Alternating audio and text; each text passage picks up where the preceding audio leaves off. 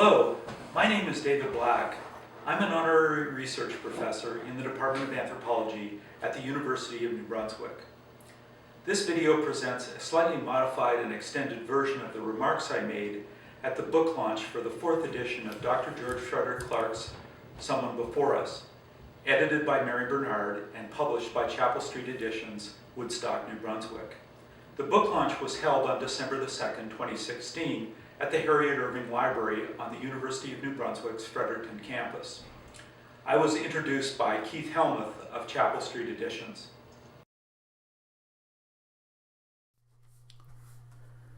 Thank you, Keith, for that generous introduction, and thanks to all of you for attending this book launch. It was almost exactly 10 years ago that I and my colleagues from UNB Anthropology traveled up to Woodstock to acquire the first portion of the George Frederick Clarke artifact collection. During that and several subsequent trips, we engaged in a type and scale of archaeological fieldwork I had never experienced before.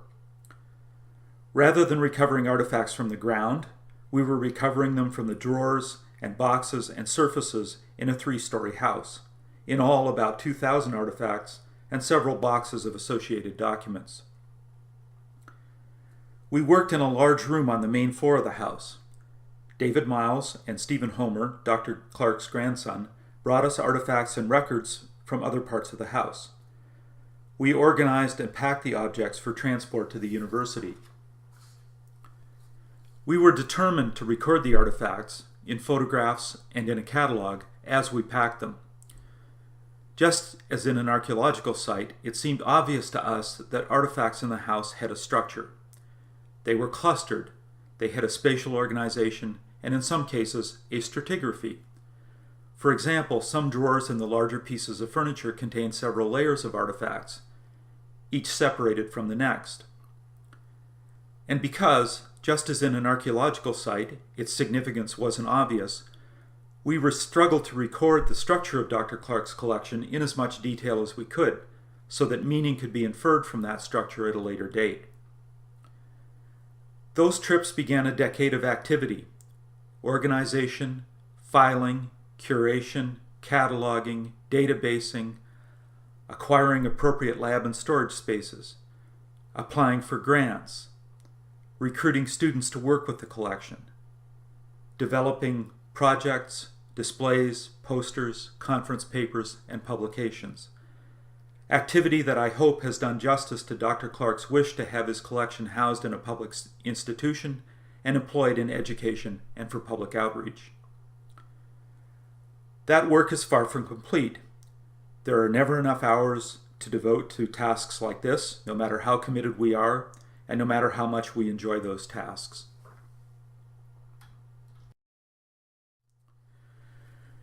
Through all of this, perhaps the most difficult task, as I'm sure my colleagues and students would agree, has been to suppress what we call the ooh-ah response, the near compulsion when looking for a particular artifact for a specific purpose, to start opening the adjacent bags and boxes, spending an hour saying ooh and ah over their contents, rather than getting on with what we really should be doing.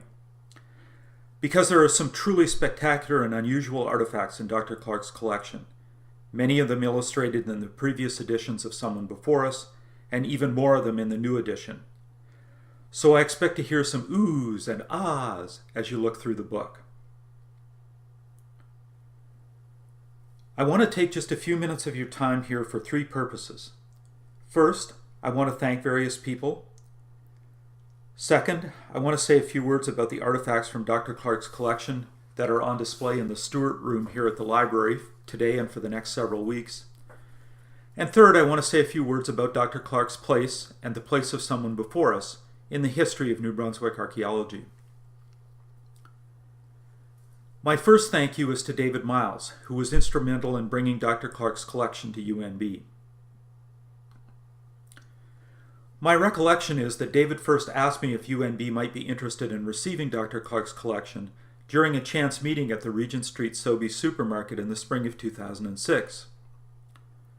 I was enthusiastic about the prospect, took the proposal to my colleagues in anthropology, who supported the idea, then to the Faculty of Arts, which was equally supportive, and Susan Blair and I, under the guidance of Dr. James S. Murray, then Dean of Arts, spent several months working with David to iron out the details. My next thank you is to Dr. Clark's family for their generosity in donating the artifact collection to UNB.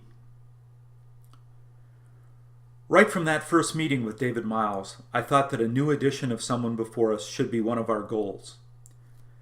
But there was so much else to do with recording and curating the collection that I despaired of ever reaching that goal.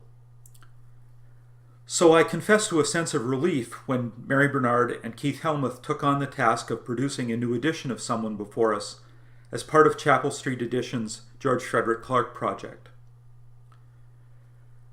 Mary and Keith have been enormously generous in including me in the process.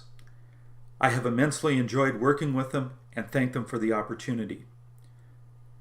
The new edition, with its expanded content, annotations, large format, the format of the new edition is about 20% larger than the previous editions, and the marvelous illustrations, 62 of them, many full-page sized and about 20 of them in color, will bring Dr. Clark's archaeology afresh to current and subsequent generations of New Brunswickers and others. A substantial part of my involvement with the new edition was organizing and documenting photographic images and artifacts for illustrations. I thank David Milley, an anthropology undergraduate, for his help with this organization, and Rob Blanchard of UNB's Media Services for photographing the artifacts. A whole generation of UNB archaeology students have participated in researching artifacts from Dr. Clark's collection. So many of them that I must give them a collective thank you here. They know who they are. I do, however, want to thank several anthropology graduate students specifically. Cora Woolsey completed a thesis on pre-contact ceramics from the collection in 2010. Some of the ceramic shards she studied are on display in the Stewart Room. Cora also wrote a chapter on the collection for the Underground New Brunswick book published in 2013, and has made many other contributions to documenting and studying the collection. Ashley Brzezicki completed a thesis on groundstone tools from the collection in 2015. Some of the tools she studied are on display in the Stewart Room. A third graduate student, Alex Pelche-Michaud, is currently writing a thesis on the biface cache that Dr. Clark excavated from the Schichtahawk site at Bristol. Several of those artifacts are shown in Someone Before Us. Alex helped David Milley and I identify and organize artifacts for the illustrations, as did Jesse Webb in his role as an archaeology lab technician during winter 2016. UNB Anthropology has maintained the tradition that Dr. Clark and his family began of displaying portions of his collection at public institutions. Currently, we have displays at the L.P. Fisher Library in Woodstock, the Atlantic Salmon Museum in Doketown, and the George Frederick Clark Archaeological Teaching Laboratory on the UNB Fredericton campus. In conjunction with this book launch, we have a display of about 30 artifacts in the Stewart Room on the 5th floor of the library. I focused the display on artifacts not illustrated in Someone Before Us, and particularly on artifacts from the Meductic Intervale sites. Meductic Intervale, the St. John River terminus of the Maliseet Trail portage system, is among the best-known archaeological sites in the province, and one that Dr. Clark had a very long fieldwork relationship with, from 1903 until the mid-1960s.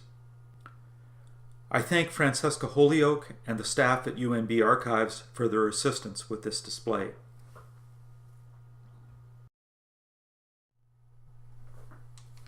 Now, to conclude these remarks, I want to say a few words about Dr. Clark's place in the history of archaeology. And, in keeping with Dr. Clark's inclinations, I'll try to avoid sounding too academic. George Frederick Clark is a pivotal figure in the history of New Brunswick archaeology, spanning the gulf between avocational and professional archaeologists and between 19th and 20th century archaeologies. He kept archaeology alive in the province for several decades when there were no resident professionals to do so. His career bridges almost exactly the time between the demise of natural history-style archaeology and the rise of professional and government-regulated archaeology.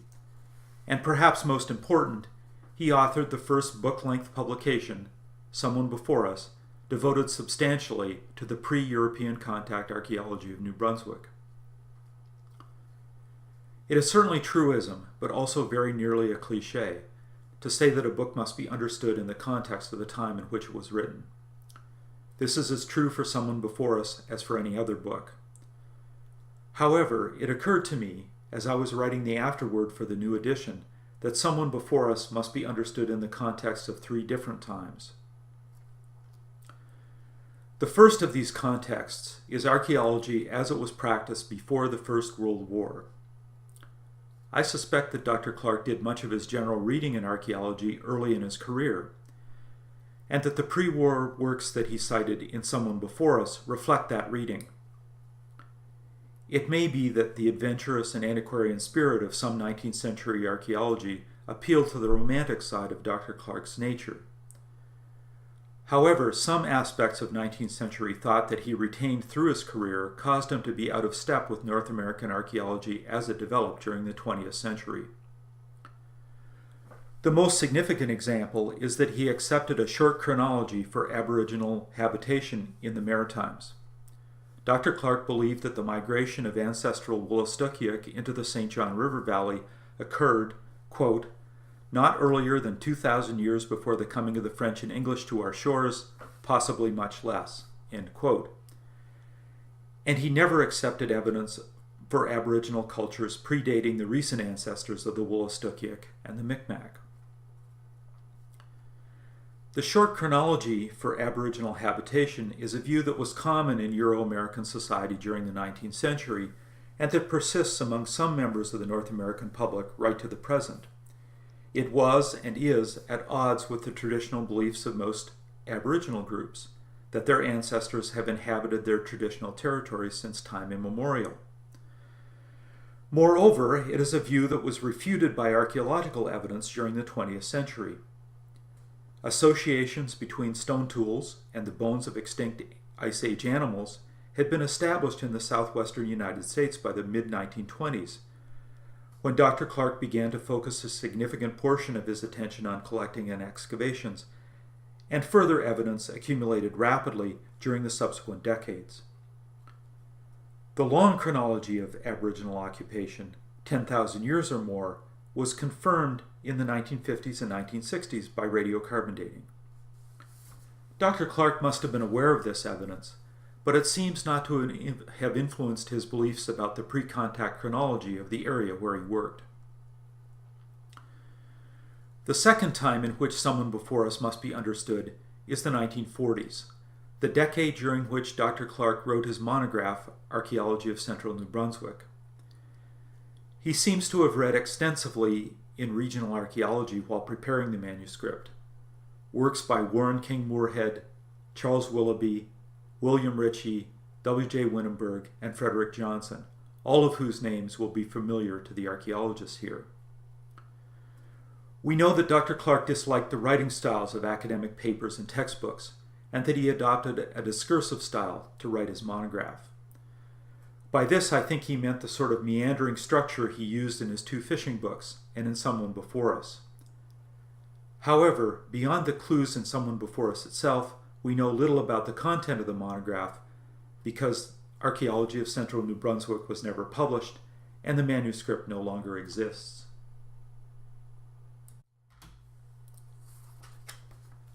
I'm not going to tell the story of why it wasn't published here. That's Mary Bernard's story to tell, and she has told it admirably in her biography of Dr. Clark, The Last Romantic. However, I invite you to consider how different the development of archaeology in New Brunswick might have been had Dr. Clark's monograph been published in, say, 1950.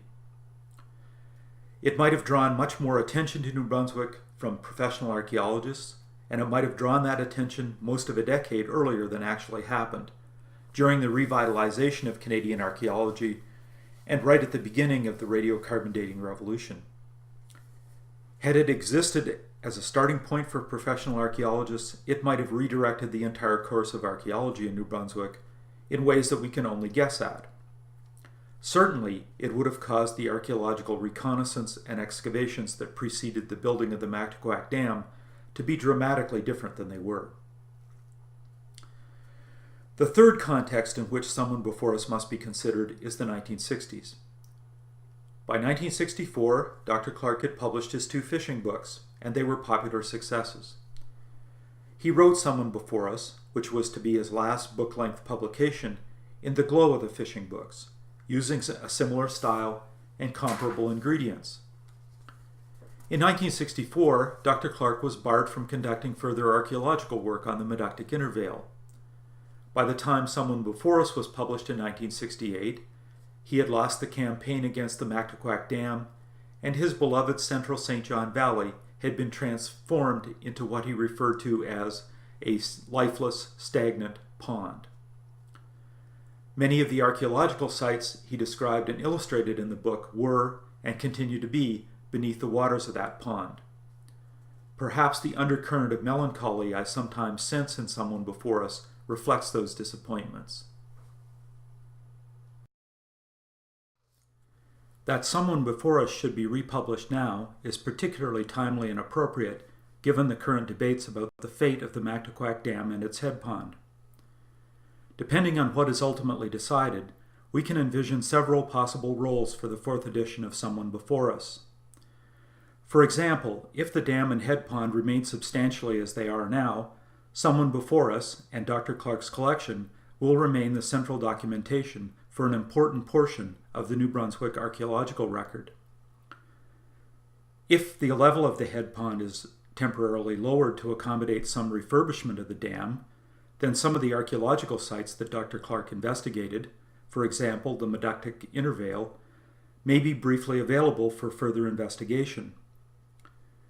If the dam and head pond are removed, Someone Before Us will become a key guide to any subsequent archaeological research in the central St. John Valley.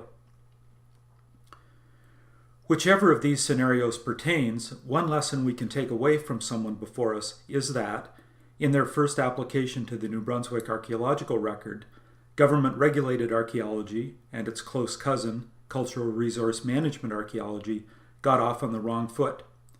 In the work that was mandated, in who was chosen to conduct that work, in the methods adopted for it, and in how Dr. Clark and others with local expertise were excluded from it.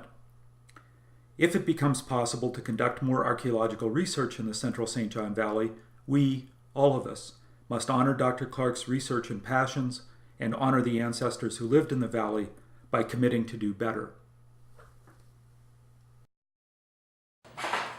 About 2 weeks after I presented these remarks, New Brunswick Power announced their recommendation for the Mactaquac Dam going forward. Their plan, the Mactaquac Life Achievement Project, is to maintain the Mactaquac generating station to its intended lifespan of approximately a century, that is, to the year 2068. Thus, it appears that, for the near future at least, the book, Someone Before Us, Buried History in Central New Brunswick, and the George Frederick Clark Artifact Collection, held by the University of New Brunswick, will remain primary documentation for the archaeology of the central St. John River Valley.